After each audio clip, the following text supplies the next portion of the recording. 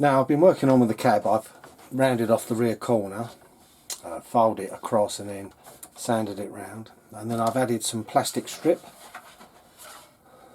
the cab join line, and I've put a very light line with a file through here, and then there's a secondary level of strip to go on, which I'm doing in separate pieces. Then it will work better at that door jamb. And all I've done is a strip of plastic, which is just a 2.5mm thinner roughly, and then I've scraped the edges, and I do that with a ruler to chamfer it, and then check it's not too badly out of shape, because these are, I've been truthful, without decent light, which we haven't got because it's kind of the doors open because of rain, you've got to literally sort of scrape it and recheck. You know, it's really hard. You just hope it doesn't look too bad when it's painted. And then the corners are just lightly rounded. So I've got to make 2 of them up, and then I've got to curve it round and across the back, which is a lot harder. Now, arches are complete, front grille is done, and the side stripping the 2 sections together to give the profile all the way round. I will be truthful, it is supposed to be more curved, but to actually sand this into a shape is impossible, and to buy the stuff, they do semicircle, but they don't do sort of just a very slight semicircle. We've actually half a circle more like, so it's not the right shape, and it costs for a silly little strip. They are quite expensive, you know, a few quid a strip, where this is just a few strips of plastic from the stock. Now on this part we're starting on the roof, and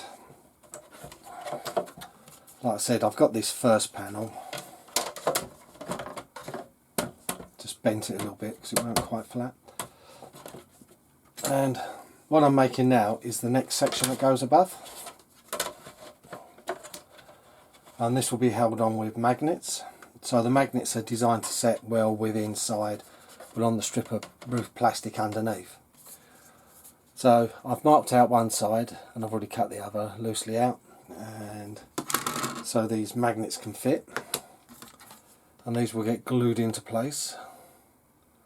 And then once this is laid on, last job today, I will literally bit of glue on the magnets and drop them into place from underneath and let them dry overnight. And that'll make sure the roof is easy to remove and easy to put back on. It takes a lot to sort of drill out and sort of hone these out into shape, but once they're done, they're done.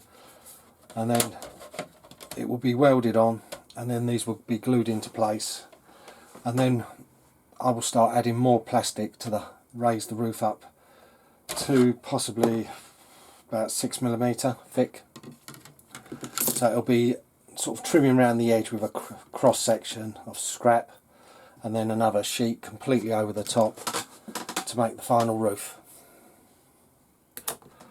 I've put the magnets in with some clear glue, and I've now got to leave it overnight before we get on to the next part of what we need to build.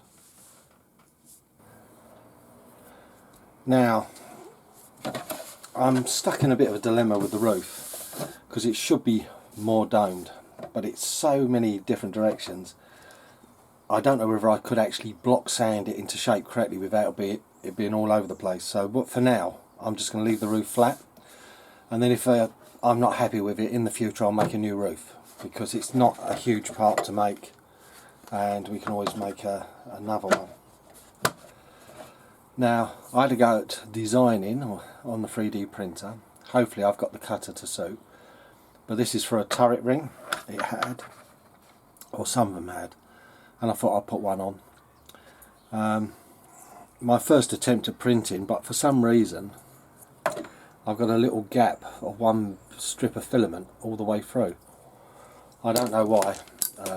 Like I said, I'm not an expert, I'll tell you that, on CAD, because it's my first attempt.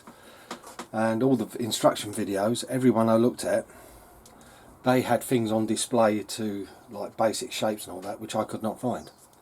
Well, I could not find how to get them out, but eventually, by looking through everything, I found what I required. Anyhow, let's get this drilled and put on. There we go, the ring is cut out, it's glued in. Now what I've done is I've used my compass cutter, cut a ring of plastic, and while I do it, you cut the bigger piece first and then reduce the size and cut it to size of the ring, and this will fit nicely over, and we'll line it up and that'll be welded on, and then all I've got to do is somehow make a canvas top.